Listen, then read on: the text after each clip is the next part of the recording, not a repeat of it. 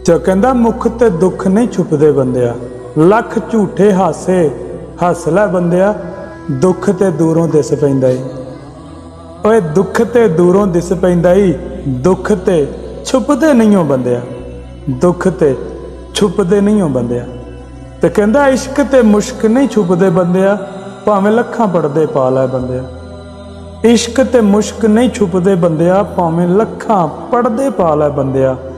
आशिक भावें छुप के मिलदे, आशिक भावें छुप के मिलदे, पर नज़रां तो नहीं छुपदे बंदिया, पर नज़रां तो नहीं छुपदे बंदिया।